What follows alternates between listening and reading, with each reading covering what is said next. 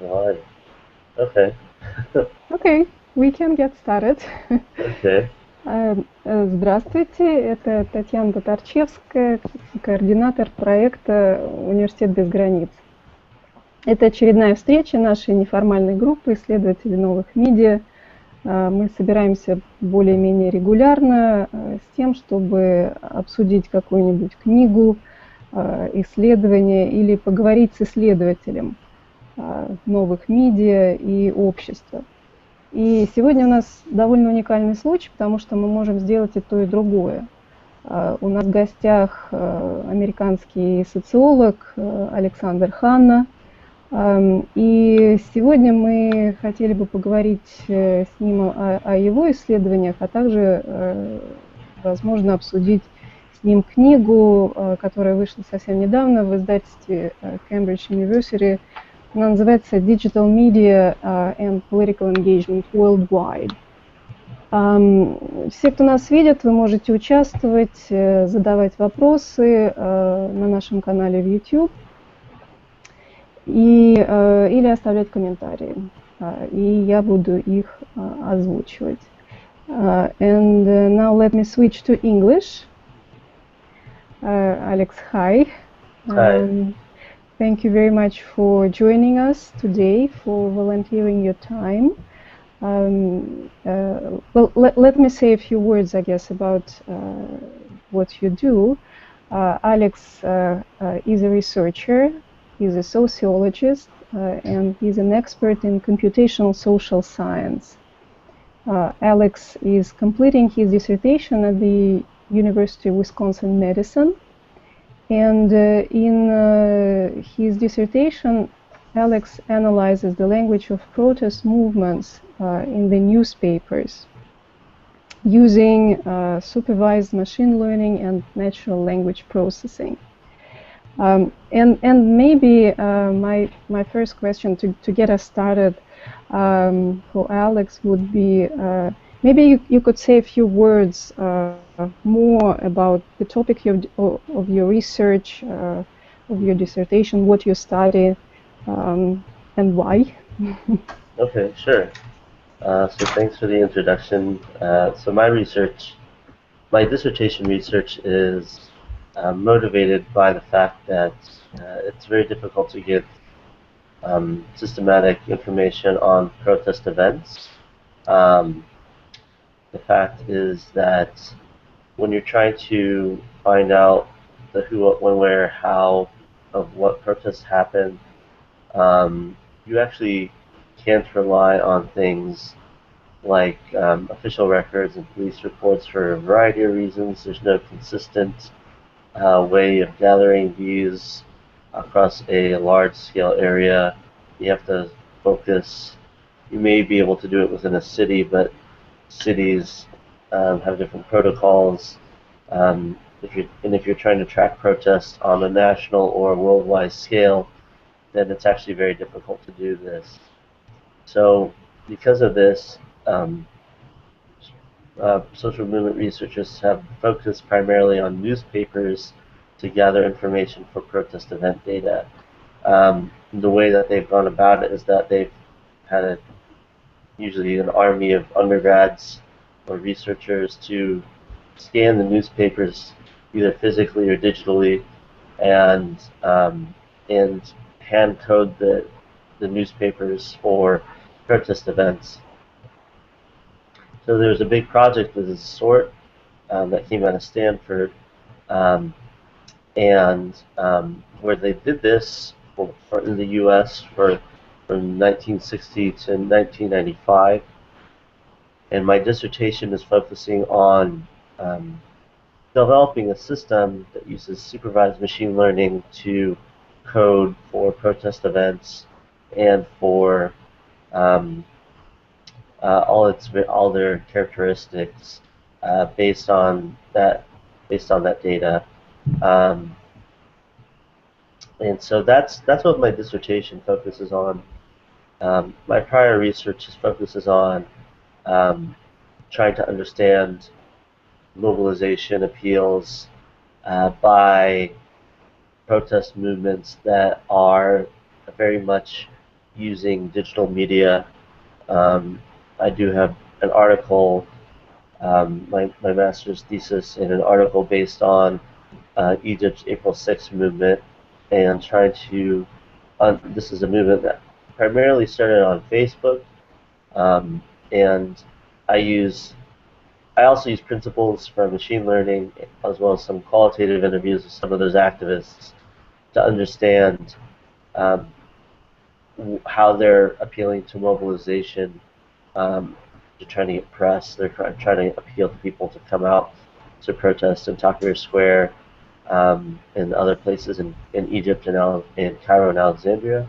And so I still am involved with social media research as well.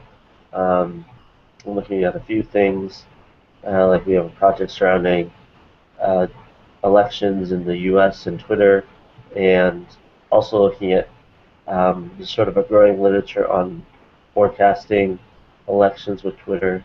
So I've done some analysis on forecasting the Egyptian and Iranian elections from Twitter and Google search data. And that was a piece I wrote with Kevin Harris in Foreign Policy magazine. So yeah, that's just a basic overview. Usually I focus on social media, social movements, politics, but also computational social science and protest movements writ large.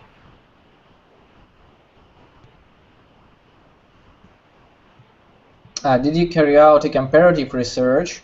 And you mean that you try to investigate it from the global perspective and from the point of view from globalization, and how did you compare the protest events from all over the world, or you focus only on American protest events, or? Mm-hmm. I mean, that's a good question. I haven't done too much comparative work between protest movements, specific movements. The work that I've done on movements, specific movements, have focused on like one movement, just a single case study. Insofar as my dissertation work, it's less about focusing on specific movements and more about focusing on where protest happens. So a lot of movements get entangled in that research because it's a bit movement agnostic. But then it's all U.S. focused on that in that project. Hopefully, there's an opportunity to start thinking about the international context and thinking about doing automated coding of sources that talk about protests and worldwide. Sort of the long-term plan would be, which would be amazing, would be to try to use non-English language sources to and automatically code non-English language sources for protest events, mentions of protest events. But you know, that's very far in the future. We're still trying to understand the principles of how we can do it with English and with a source training set that can do it accurately. Okay, thanks. And what did your main findings of your research? Well, in my dissertation, I'm not to the point where I really have very many findings yet, because the goal is to develop a system. Hopefully, some of the outputs of the system can be used to understand processes like diffusion of protest. So diffusion from one city to another based on mass media channels, perhaps. Also, sort of the findings that I have from my work on media, social media, in protests is that there seems to be some indication that with with digital media movements, there's often the case of what happens is there's a lot of mobilization early in a movement, but it's very hard to sustain that. And that's similar to some findings that I've seen in other social movement literature. Some of the work on social movements and elections, or social media and elections, I think you can't really predict many elections with social media. I think that's there was some support for that in the Iranian case, but in the Egyptian case, it failed very horribly. And if to understand that, it makes sense to understand some of the processes at work in Egypt. So, for instance, there was a big class divide, I would say, in people who voted for Morsi versus people who voted for Ahmed Shafiq, and there was a very large urban divide as well, urban-rural divide, and that's also correlated with religion, given that Morsi was a candidate of the Muslim Brotherhood. So I think he was able to court a lot of the conservative, rural, lower class vote. So if you're sampling only on social media, you're going to get a pretty biased sample that is going to be primarily urban and secular and middle and upper class. So that's what I could say about the elections forecasting with social media. I think that work especially would benefit from the cross-national perspective and from the comparative perspective, because I think you have these different biases that are different in each of these countries, and it's helpful to understand what those are. And I have last one question. Did you faced with the problem of definition of social movement notion in the frame of social media research? Because I asked this question because I faced with this problem with defining what is social movement when we try to capture it from social media or from social networks. And so you study only social media use from real social movements like revolutionary rise and protest events, but how did you define it when you've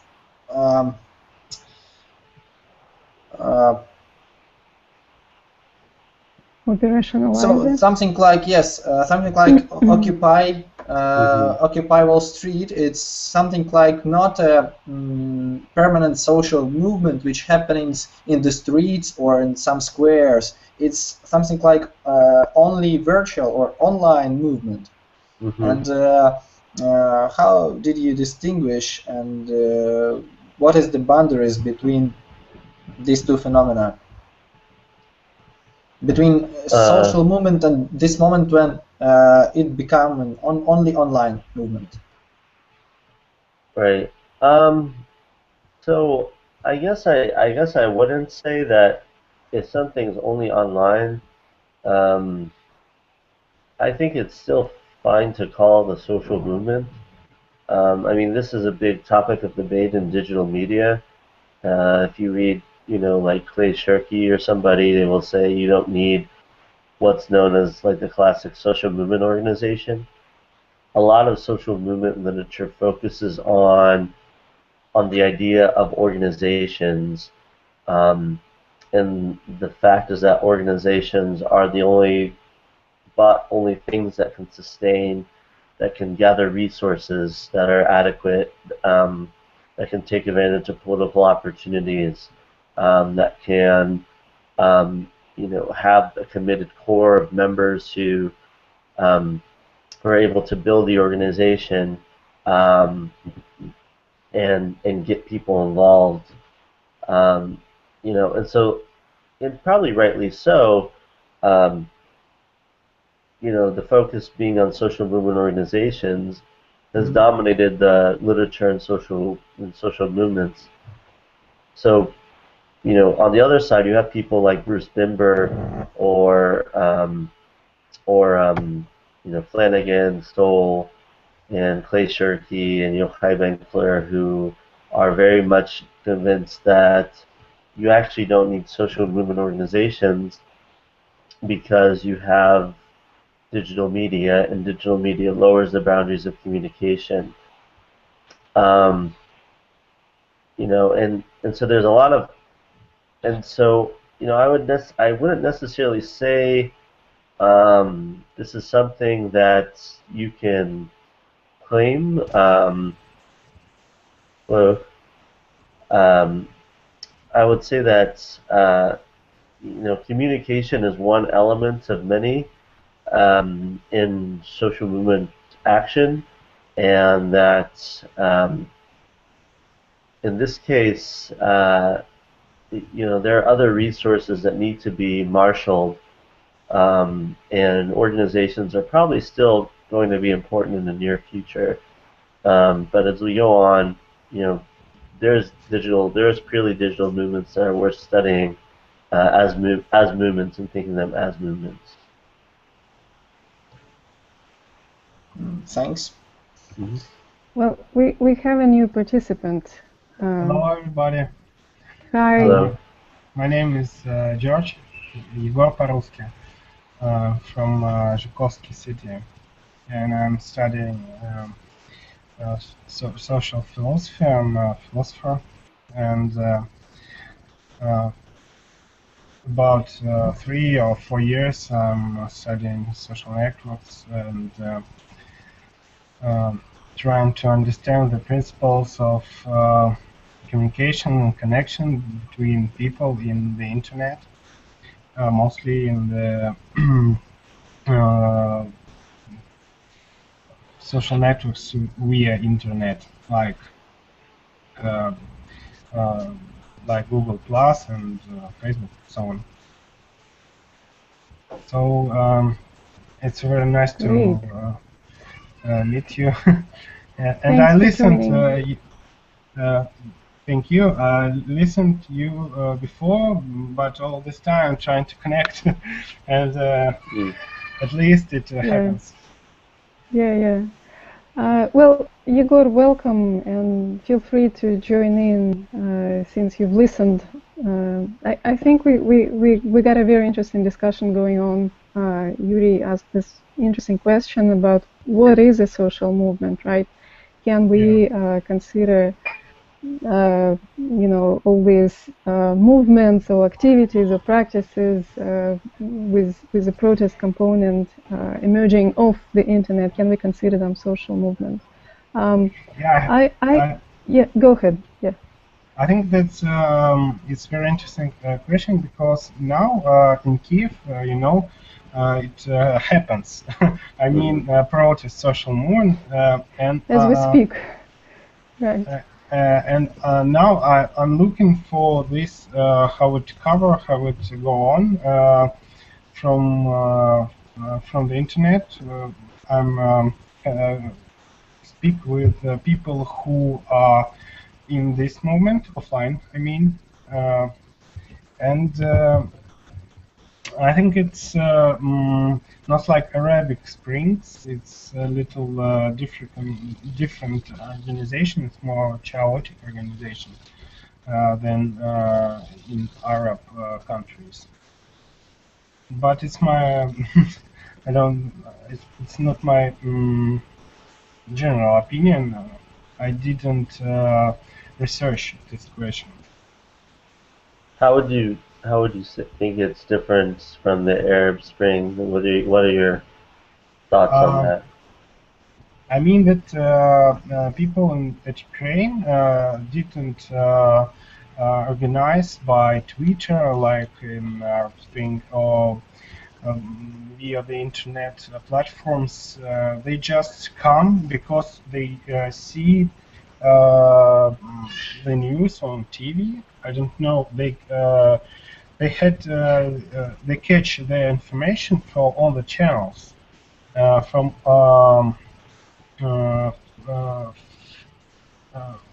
one by one, from real communication, and not only by messengers and something like this.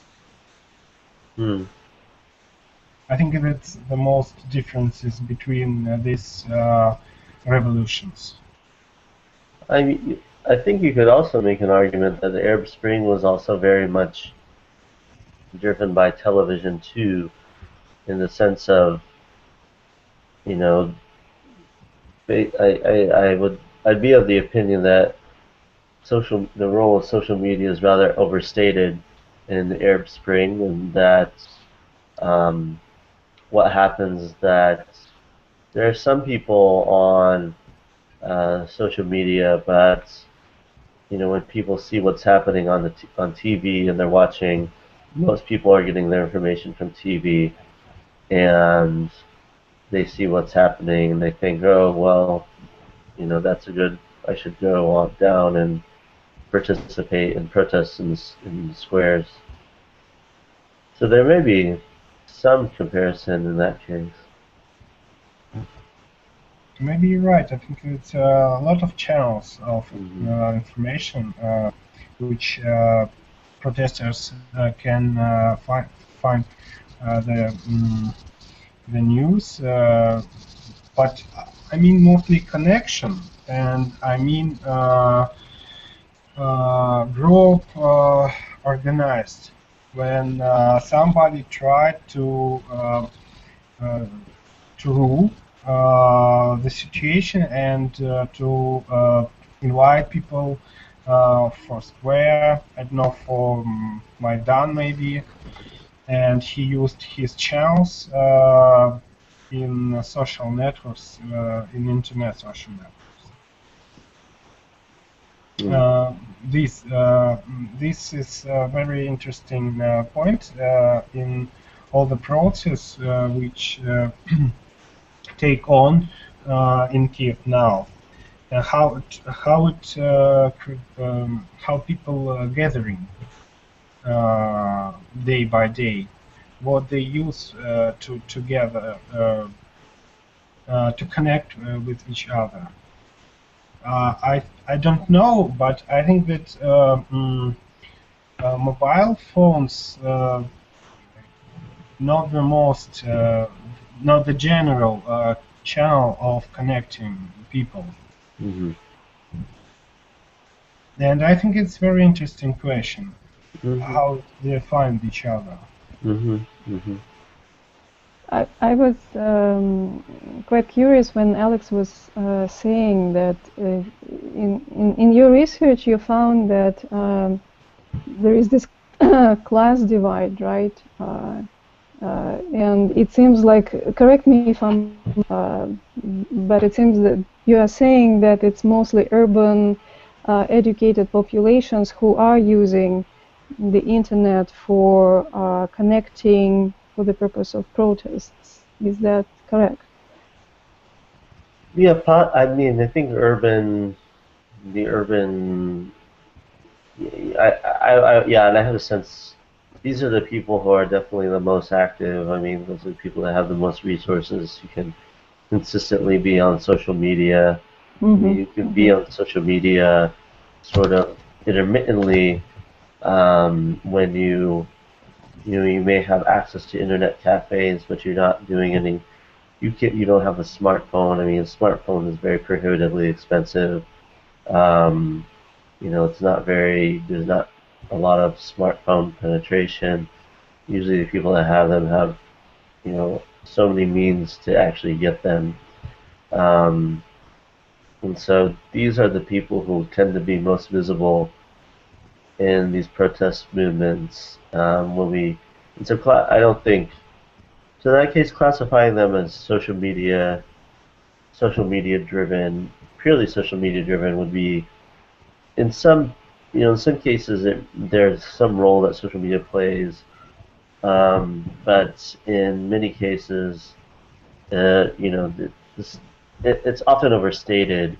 It's definitely something that may play a part in some sort of initial call, but may have less of an impact in continuation. I mean, speaking about the Kiev protests, of course, it requires some really deep sociological research. But just by looking at the pictures and seeing who the protesters were, it didn't look like they were, these middle-class young kids who are savvy in new media. It looked like they were just, regular. I was very surprised how many elderly people were there. Men and women. So I sort of side here with Alex that besides social media, something else was going on that brought those people to the square. But of course, I think it's a topic for further research.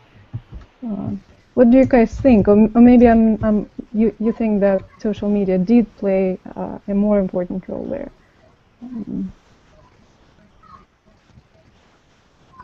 What I also noticed just by looking at some of my friends had friends who were on Maidan was this sharing. There was a lot of sharing. That something is happening there. People need food. People need water. And to me, it was almost like it was not so much about connection only, but it was also there was some sort of symbolic or cultural role that social media was playing. By even me, I'm a side observer, but even I got this sense of urgency, this sense of collective effervescence that social media was projecting. So maybe there is also, besides just technical means of connecting, we should also, as sociologists, we should also look into this other side that social media can play by bringing people together, by creating this imagined community. I wonder what you think on this. Yeah. I think that, of course, it is, because I saw a lot of propaganda in social media. The popular groups in Vkontakte, Facebook. It's like groups for news, like for demotivators, groups for fun, and something like this. But some of them had especially identity role, like national groups, like Ukrainians and Ukrainian specific groups in this social network, and so on. And they had a lot of posts about situation in Kiev. So like pro and against propaganda from both sides, and a lot of information on this. As for me, I'm interested in it because I have relatives in Kiev, and I'm looking for this situation, and from Russian side, like from our news picture, and from their side, like it goes on at Ukraine. And I see some differences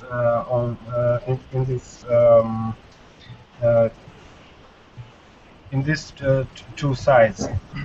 So, but as I said, in internet social networks, a lot of propaganda now. I can see it from both sides. Well, yeah, lots of propaganda, but I guess not just propaganda. It's also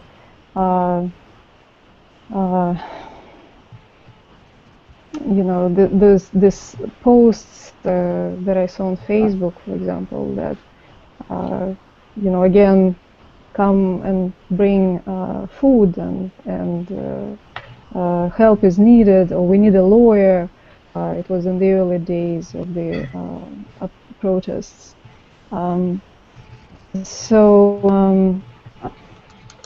I mean, I guess the fact that social media are used for propaganda, I guess it also attests to the fact that it is seen as this very powerful conveyor of symbolic meanings. I wonder if somebody writes on this, because people, when talking about this creation of imagined community, people, from what I've read, mostly talk about newspapers or television, right? Like Benjamin Anderson, Benedict Anderson, sorry.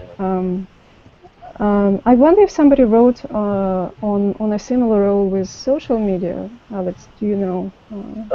Yeah, I know with the Arab protests, I mean, Zainab Tufekci had written a little bit about the role of social media as serving as a counterpublic, and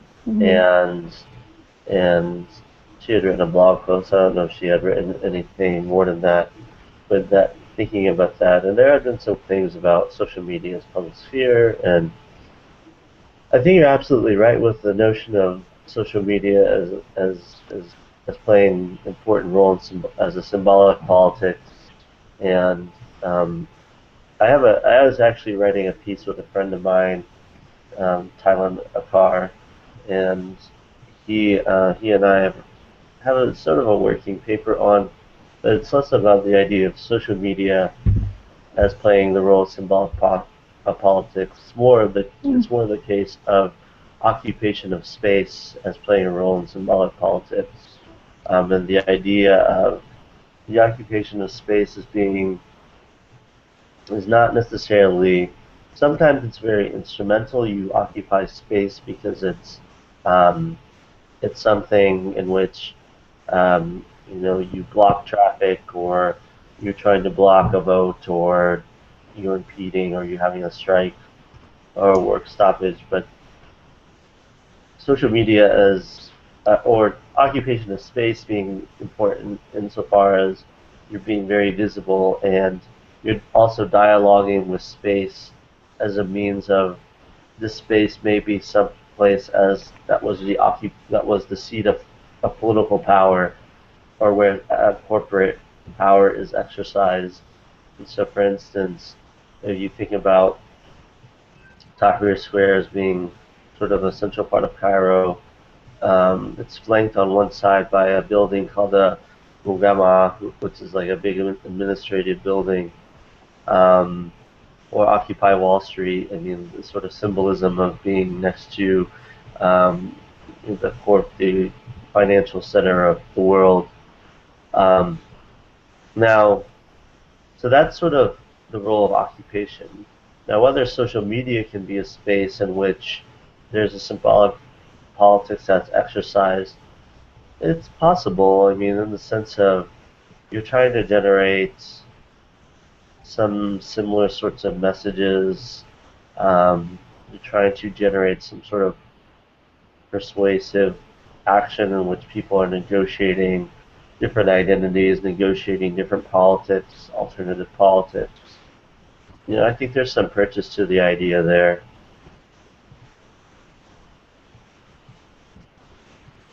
Right, and I do think it's important to look into this as well, right? When we think about the role of the social media. I also wanted to ask Alex. You said that you are looking at newspapers. Are you so having analyzed social movements, you know, as they evolve on Twitter or other social media outlets, are you and now you're looking at newspapers, right? are you finding anything different? I mean, why newspapers? What brings it? What additional information about social movements does it bring to you? The newspapers tend to be more. The reason that we focus on newspapers as a place of gathering information on protest movements is that newspapers are consistent. At least they have to come out every day, and they have bureaus that are placed around the country and the world, and so then they tend to, they have a need, they have a demand for it to be someplace where they need to do journalism. Journalists need to do their job. You know, at the same time, I wouldn't say they're necessarily. I couldn't actually tell you whether newspapers are more or less accurate in comparing, you know, in getting information on where and when protests happen. Newspapers have their own biases, just like social media has its own biases. We understand the biases of newspapers pretty well, and I think we're understanding the biases of social media pretty well too.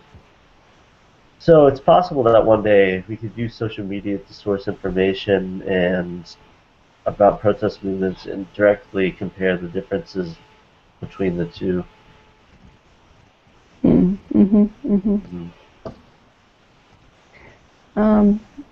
Did you guys want to discuss the book? I do not read it. Me too, unfortunately. I tried. I read the beginning and the end, and I didn't think it wasn't great.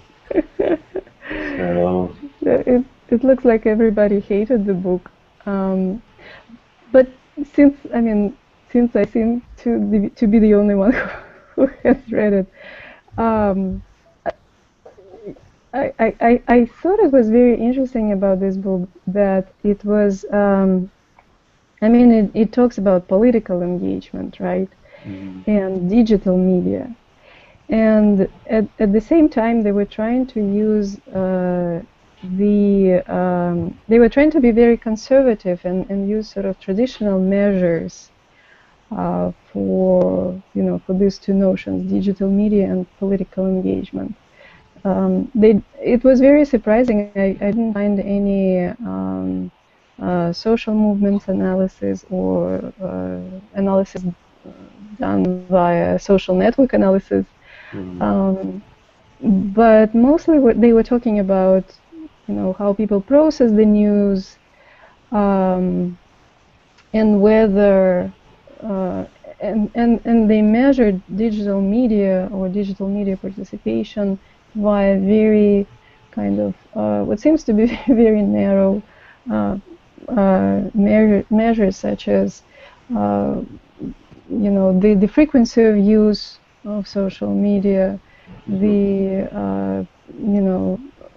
online engagement, the devices that are being used. In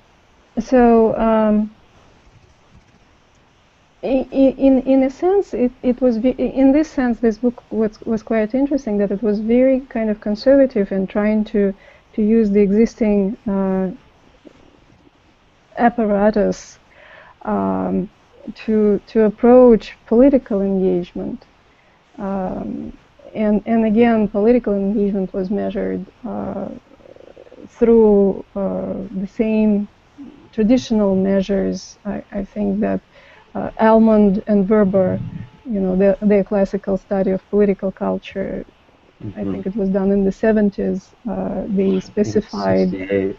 Oh yeah, it's like 68 things like voting. Like there was this article about voting or participating in Obama's campaign of 2008, right? Interest in the news, and things like that. Information usage of information, On one hand, I kind of like this approach that we do not. I mean, we consider digital media. I mean that there is a continuity in talking about social media, digital media. On the other hand, I wish the book included articles or research on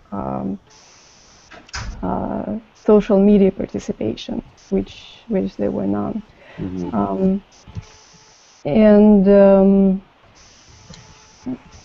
Well, Alex, you said that you read the beginning and then you sort of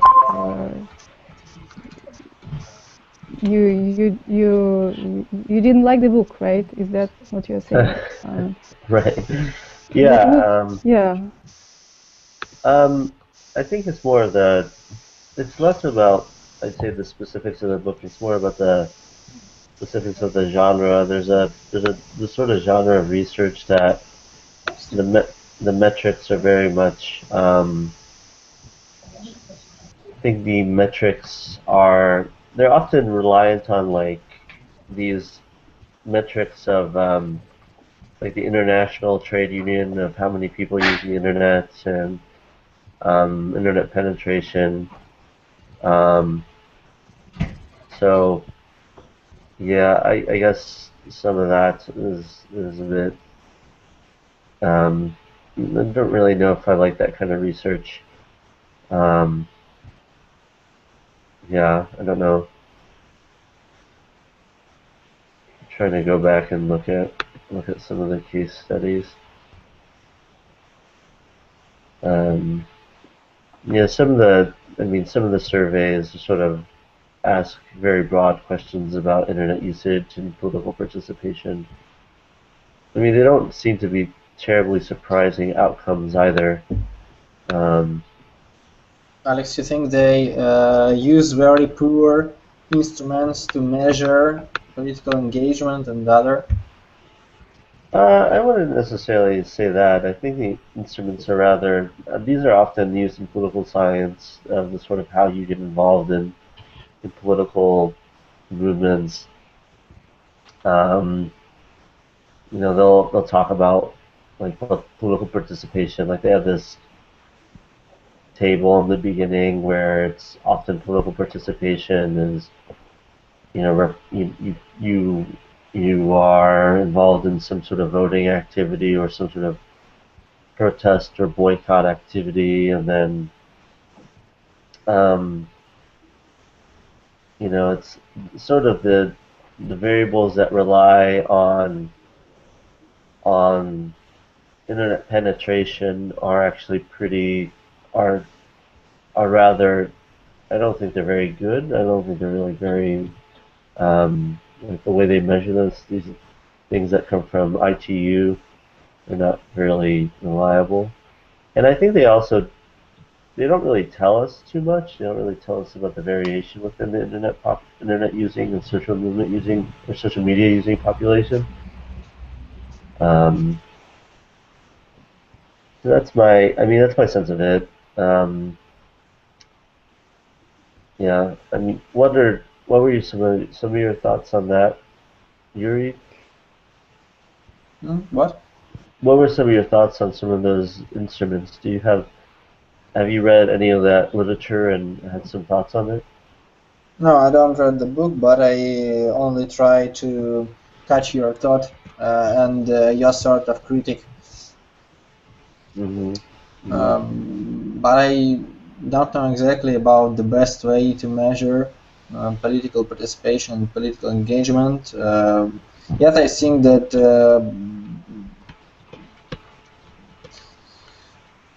we have different. We should to use something new dimensions of political participation, not only visiting of elections or trust to some political power or political party. but some other dimensions which connected to the last social changes in modern society. For example, participation in flash mobs or in other events which was carried out by political parties, or visiting some other events which are connected in some way with politicians or with other. For example, Olympic Games. It's enough political event, and I think to measure political involvement and engagement, we can invent some questions and invent some instruments to evaluate it in the frame of Olympic Games in Sochi, for example, because it's connected things. What do you think would be some good instruments for trying to measure that? Not only survey, but I've heard about the big blow in Twitter about start of the Olympic Games, and so we can use, I think, that modern means like social media too, and indicators connected with this dimension also. Yeah, I like that. I thought a lot of the discourse about, especially in Russian, about the Olympics was political, if not all of it, right? Very, nationalistic. Some of it was very critical. But again, there was, well, Olympics is a sort of is a political event, right? Even though they're trying to abstain from politics, but it's this old-fashioned, showcase of a nation state in a way, right? To the world, and I think it's a very good example of how even seemingly non-political events, behaviors may in fact be a measure attitude to political Olympics. engagement. Attitude to Olympics, yes. The attitude to Olympic Games can, in some way, be as indicator of political thinking and the political mood of people. Alexander, you asked about the instruments which allow us to measure the influence of Olympic Games. I think, as Yuri told, it's very correct that Twitter is a good instrument, and all the blogospheres. And also, I think it's the news in newspapers, which we can just catch all the news and to see how they're sharing and how they grow these topics. I think Olympics in mass media, like buzz. It's like news buzz. So what I think about. So I think that it's not something close to your dissertation, to your project, Alex, to make some sort of content analysis of newspaper topics and newspaper articles, and to measure how it the penetration of some memes, information units through the Twitter. But first we need to classify it in order to interpret our results after to map some attitudes. Yeah, I think that'd be a really interesting project, and that's something I've wanted to do in Egypt, is to understand how different topics get discussed and how they propagate through different sorts of media. And so the idea where you might have different oppositional discourses about about political freedom or economic grievances, how those may start someplace on social media and then move to newspapers or television. And depending on which newspapers and television they go to, you'll see how they sort of go mainstream. I don't know how plausible or feasible a project like that is, but I think it'd be something interesting to try. I suggested this as a project at Microsoft Research for this summer as an internship, so I may be trying this at Microsoft Research. Someone also who may have some data on this is there's now Qatari Computing Research Institute, and one of the senior researchers there is Igmar Weber, and he's very interested in these topics. That institute has a partnership with Al Jazeera, and so they have a lot of data from Al Jazeera and for analysis, so they have a very large Twitter collection as well. Mm-hmm. Mm-hmm. Okay. Well, do you guys have any other questions for Alex or thoughts to throw in here? I have only one question connected to the understanding of social movement. If we can go back to my previous question, I would like to know. In your opinion, Alex, can we consider some internet activity as a social movement if there is no any offline event at all which the participant of this activity can visit? Yeah, I think it definitely can be a social movement. If we think of a social movement as an activity which is extra legal, or not necessarily even extra legal, but it's a collective action in which an individual or a group of individuals is demanding change, then we definitely can call that a social movement. And the internet can definitely be considered, movements on the internet can definitely be considered social movements. And we've seen this happen in that people have demanded something that's purely been an online thing. I remember the Sopa Pipa protests last year, in which where Wikipedia and Google turned their pages black, or Wikipedia went completely offline. Now, is this actually a sustainable social movement where you could do this for a long time? And that's a more debatable thing. That's saying you're trying to classify the social movement in a certain way. Will it last for more than one protest? That's another question. I think that's an empirical question. But at its root, I think they're definitely social movements. Okay, thanks. But then the next question, which are connected to the first one, if you imagine something, the virtual community with the topic of,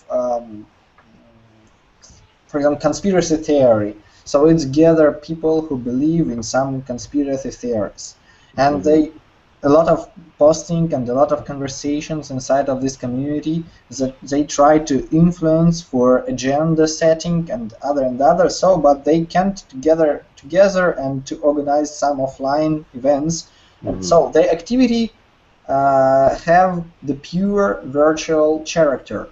And can we consider these phenomena as movement, or it's something else? It's, for example, ideology community, or so it's a very crucial question, because it establishes our theoretical frame to study some phenomena. Yeah, I think it's I would say as long as it's a group of people making collective demands, then you can consider it a social movement. And conspiracy theorists may not be making explicit demands. You said it may be something like an ideological community, and in some cases, the social movements tend to, they need to share some sort of ideological base. I think that the tendency in social movement studies is to cast a very broad net of what is a social movement. But there's different things. There's social movement organizations. I would say that these don't necessarily meet the criteria. Yeah. Often doesn't meet the criteria of social movement organizations, but